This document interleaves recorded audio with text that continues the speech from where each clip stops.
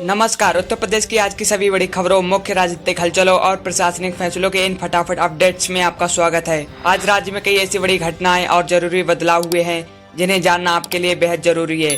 बिना समय गवाए सीधे चलते हैं आज की बड़ी खबरों पर। गर्मी से मिलेगी राहत, यूपी में मानसून ने पकड़ी रफ्तार, अगले 2-3 दिनों में बारिश की शुरुआत होने की उम्मीद। उत्तर प्रदेश में भीषण गर्मी झेल रहे लोगों के लिए मौसम विभाग से अच्छी खबर है। दक्षिण पश्चिम मानसून तेजी से आगे बढ़ रहा है। मौसम वैज्ञानिकों के अनुसार अगले 2 से 3 दिनों के भीतर प्रदेश के विभिन्न हिस्सों में बारिश का सिलसिला शुरू हो जाएगा, जिससे तापमान में गिरावट दर्ज की जाएगी।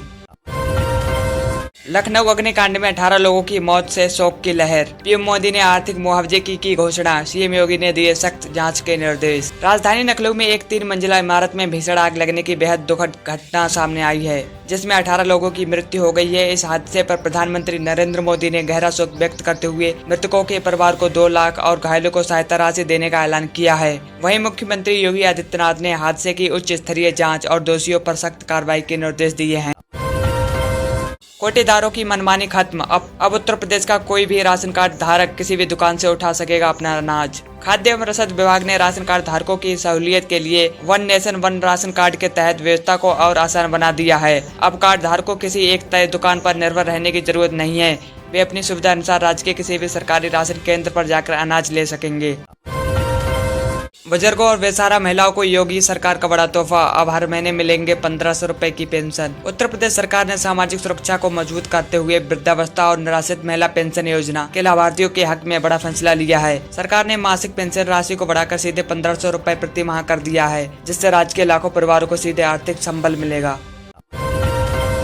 किसानों के लिए राहत की खबर, मोबाइल ऐप से खाद मिलने से कालाबाजारी और लंबी लाइनों पर लगी पूरी तरह रोक। कृषि विभाग ने यूरिया और डीएपी खाद के वितरण में पारदर्शिता लाने के लिए एक नया मोबाइल ऐप लॉन्च किया है। अब किसानों को अपनी जरूरत के अनुसार खाद की बुकिंग और उपलब्धता की जानकारी सीधे ऐप पर मिलेगी, जिससे खाद की जमाखोरी और ब्लैक मार्केटिंग करने वाले बिचौलियों पर लगाम लगेगी।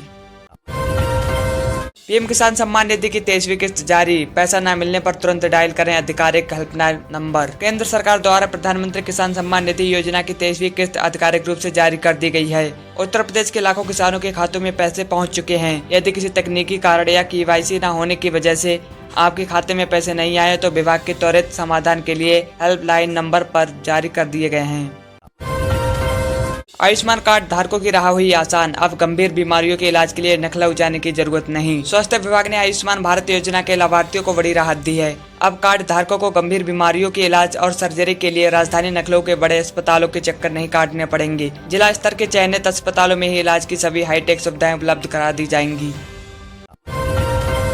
मोटे अनाज को बढ़ावा देने की मुहिम तेज, फतेहपुर के किसानों को निःशुल्क बांटे जाएंगे श्री अन्न बीज मिनी किट। मुख्यमंत्री कृषि विकास योजना के तहत फतेहपुर जनपद में किसानों को आत्मनिर्भर बनाने के लिए विशेष अभियान चलाया गया। इसके तहत जिले के छोटे और सीमांत किसानों को पारंपरिक तथा पौष्टिक मोटे अनाज यानी श्री अन्न के उन्नत किस्म के बीजों की मिनी किट पूरी तरह से मुफ्त वितरित की गयी। सरकारी कर्मचारियों के लिए बड़ी सुखबुगाहट, 8वें वेतन आयोग की केंद्रीय टीम का लखनऊ दौरा, उम्मीदें बढ़ी।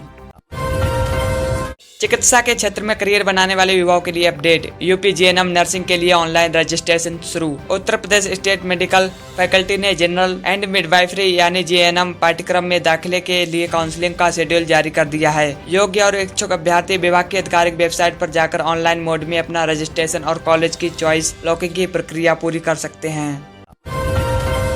रेलवे स्टेशनों पर अनाधिकृत वेंडरों और भीख मांगने वालों पर कड़ा एक्शन, पकड़े जाने पर 2000 रुपए तक का जुर्माना। रेलवे बोर्ड ने स्टेशन परिसरों को साफ सुथरा और सुरक्षित बनाने के लिए दंडात्मक नियम जारी किए हैं। अब स्टेशन और प्लेटफॉर्म पर भीख मांगने वाले पर पूरी तरह रोक लगा दी गई है। इसके साथ ही बिना वैध लाइसेंस के सामान बेचने वाले वेंडरों पर 2000 तक का जुर्माना लगाया जाएगा।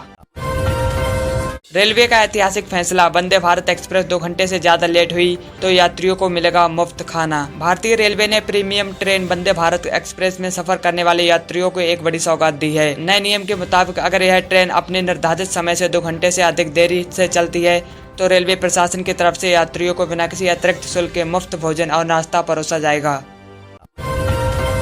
डिजिटल शिक्षा के क्षेत्र में यूपी की ऊंची उड़ान, सभी 18 मंडलों में स्थापित होंगी हाईटेक एआई और रोबोटिक्स लैब।